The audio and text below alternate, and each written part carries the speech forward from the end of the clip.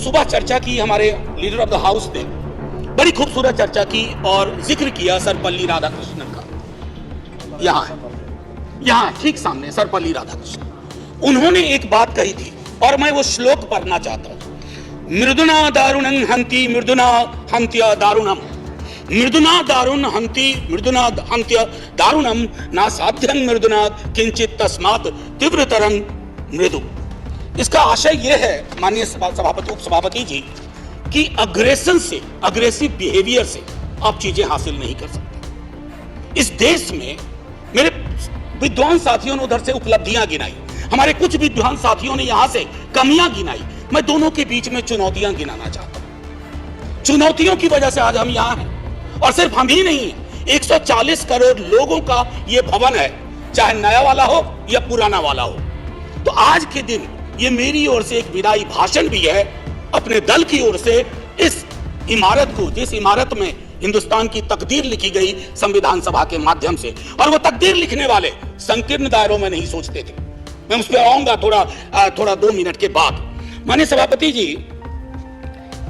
बहुत चर्चा होती है, 47 में बंटवारा हुआ था इस देश का, बंटवारे के बावजूद उतनी घृणा, उतनी नफरत, पीड़ा के बावजूद नहीं थी। अभी हाल में एक रोमिला जी की किताब आई है, वो कहती है बड़ी खूबसूरती से, Have we moved from integrated nationalism to segregated nationalism? क्या हम एकीकृत राष्ट्रवाद से एक विभाजित विखंडित राष्ट्रवाद की ओर बढ़ रहे हैं? क्योंकि यह इमारत, इसकी बुनियाद मेलजोल पे, इसकी बुनियाद में बंटवारे के बावजूद बंटवारा नहीं हुआ। तो मैं हाथ जोड़ के विनती करूंगा, सरकार जरूर बनाइए, अगला चुनाव भी लड़ेंगे, खूब दिल से लड़ेंगे, इंडिया भी रहेगा, भारत भी रहेगा, कोई में से एक चॉइस नहीं है, क्योंकि हमको इंडिया भारत करके जम्बू द्वीप तक नहीं जाना है। मैं सिर्फ इतना कहूंगा कि वो जो मेलजोल की सीमेंट है उसका खात्मा हो रहा है, उसको बचाइए। माननीय सभापति जी, मैं 2 व्यक्तियों के मध्य में अपनी कुछ बात रखना चाहता हूं। संविधान सभा में ऑब्जेक्टिव रेजोल्यूशन जवाहरलाल जी लेके आए, और संविधान सभा में जब ड्राफ्ट सबमिट हुआ तो BR अंबेडकर ने वो ड्राफ्ट सबमिट किया। तो मैं सिर्फ कहता हूं, ऑब्जेक्टिव रेजोल्यूशन में बहुत सारी बातें थी, प्रस्तावना के बारे में, सॉवरेन डेमोक्रेटिक रिपब्लिक के बारे में काफी कुछ बोल चुके हैं, सॉवरेनिटी गिरवी ना चली जाए, मौलिक अधिकारों के बारे में। हमें आपके पीछे एक तराजू है, वो तराजू हमें लगाना होगा कि मौलिक अधिकार में कहां पहुंचे, सॉवरेनिटी में कहां पहुंचे, डेमोक्रेटिक रिपब्लिक के मसले पे कहां पहुंचे। High flying words don't cover up our failures, let's not look for that. और एक मसला आया, उन्होंने एक जिक्र किया ओथ ऑफ टेनिस कोर्ट। माननीय सभापति जी, फ्रेंच रेवोल्यूशन के बाद जब बड़ी शिद्दत से लोग काम में लग गए अधिकारों पर बात करने के लिए, तो राजा को शुरू में परेशानी नहीं हुई, लेकिन राजा को लगा कि कुछ ऐसा कर रहे हैं जिससे खुराफात की बू आ रही है। उसने क्या किया, दरवाजे बंद करवा दिए, जिस हॉल में वो लोग बैठते थे वो चले गए दूसरे दरवाजे रूम में, उसको भी बंद करवा दिया। वो चले गए टेनिस कोर्ट, सारी कार्रवाई पूरी की, उसको कहा oath of tennis court. Oath of tennis court का जिक्र जवाहरलाल जी ने इसलिए किया था कि हमारे अंदर वो जज्बा हो, इमारत बनाने बिगाड़ने से इबारतें नहीं बदलनी चाहिए। हमारा जज्बा वही होना चाहिए जो ओथ ऑफ टेनिस कोर्ट में जवाहरलाल जी, हमारे फर्स्ट प्राइम मिनिस्टर, ने कहा। अब आते हैं कि बाबा साहब भीमराव अंबेडकर जी ने क्या कहा। माननीय सभापति जी, आप जिस इलाके से आती हैं, मैं जिस इलाके से आता हूं, वहां ये बातें बड़ी प्रबल है। आजादी का मूल्यांकन होगा तो इस आधार पर होगा कि राजनीतिक आजादी, सामाजिक आर्थिक आजादी में कितनी तब्दील हुई, अगर नहीं हुई तो क्यों नहीं हुई। उन्होंने कहा था कि एक दिन एक ज्वालामुखी बन जाएगा, और मैं उस ज्वालामुखी को बनते देख रहा हूं। वो इसलिए बनते देख रहा हूं कि जब मैं देखता हूं कि बिहार के जातिगत सर्वेक्षण पे देश के सॉलिसिटर जनरल कोर्ट में खड़े हो जाते हैं, तो मैं देखता हूं ब्लॉक करने की कोशिश हो रही है। यह एस्पिरेशनल वर्ग है, पिछड़ों की बड़ी आबादी, उसके एस्पिरेशन को आप सोशल डेमोक्रेसी के नजरिए से देखिए, जो बाबा साहब कह गए थे। 31 में आखिरी हुई, उसके बाद पाकिस्तान बांग्लादेश बना। क्या इस देश को, यहाँ की सरकारों को, राज्यों की सरकार को वैज्ञानिक आंकड़े नहीं चाहिए?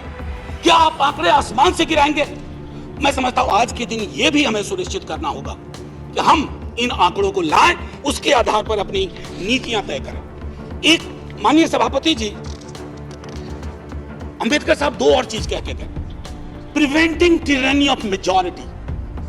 मैं बार बार इस सदन में कह चुका हूं कि मेजॉरिटी बेहद आवश्यक चीज है। मेजॉरिटी के बिना सरकार नहीं चलती है, लेकिन मेजॉरिटी और मेजॉरिटेरियनिज्म में फर्क है। ये फर्क अगर हमारी सरकार भूल जाती है तो बहुत बड़ी पीड़ा होती है। जब मेरे मित्र ने कहा, मैं अक्सर देखता हूं हम जैसे लोग छोटी आलोचना भी करते हैं, छोटी मोटी आलोचना जो कभी व्यक्तिगत नहीं होती है। आप कहते हो कि पाकिस्तान चले जाओ, अरे कभी देखा भी हो कितनी जगह है वहां का भूगोल क्या है?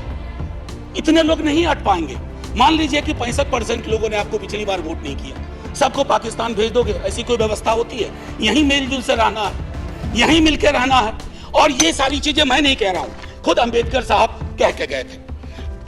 मैडम, आपकी तरफ से मैं एक और चीज, एक दो छोटी चीज कह करके, इस देश की एक बड़ी आबादी, सभापति महोदया, मैं आपका सभापति महोदया अभी बिल मत 2 मिनट लूंगा, ज्यादा नहीं, आज पहली बार है, इतने नजरिए इनाद कर दीजिए। मैं सिर्फ इतना कहना चाहूंगा कि बेरोजगारी को लेकर के हमारा दृष्टिकोण साफ होना चाहिए। सरकार में आप हो, हम हो, बेरोजगारी हम सबकी पॉलिटिक्स खत्म कर देगा। राइट टू एम्प्लॉयमेंट के लिए हम क्या सोच रहे हैं? और इस देश की एक बड़ी आबादी से देशभक्ति का जो प्रमाण पत्र हम मांगते हैं ना मैडम, वो कहीं चलेगा नहीं। मैं आखिरी चीज कह करके एक सुनाना चाहता था। मैं इसलिए कहता हूं, वो एक घर में 5 सदस्य है, उसमें हर 5वां सदस्य उस आबादी का है। अगर उस घर में उस 5वें सदस्य को आप एलिनेट करेंगे, दूर करेंगे, घर कभी महफूज नहीं रह सकता। और आखिरी में मैं साहिर को जाता हूं और वहीं खत्म कर दूंगा, आपको घंटी बजाने की जरूरत नहीं पड़ती। आओ कि आज गौर करें इस सवाल पर। देखे थे हमने वो हंसी ख्वाब क्या हुए? दौलत बढ़ी तो मुल्क में अफलास क्यों बढ़ा? खुशहाली आवाम के असबाब क्या हुए? जो अपने साथ साथ चले कुएदार तक, वो दोस्त, वो रफीक, वो अहबाब क्या हुए? क्या मोल लग रहा है शहीदों के खून का? क्या मोल लग रहा है शहीदों के खून का? मरते थे जिन पे हम, वो सजाए याब क्या हुए? बेकस बरहनगी को कफन तक नहीं नसीब, वो वादा आए अतलसों के मुखाब क्या हुए? जमहूरियत नवाज बशर दोस्त अमन ख्वाह, खुद को जो खुद दिए थे वो अलकाब क्या हुए?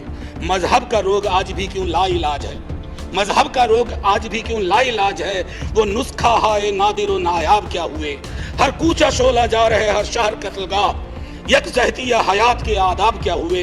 सहराए तीरगी में भटकती है जिंदगी, उभरे थे जो उफुक पे वो माताब क्या हुए? मुजरिम हूं अगर मैं तो गुनहगार तुम भी हो, मुजरिम हूं अगर मैं तो गुनहगार तुम भी हो, रहबराने कौम खताकार तुम भी हो।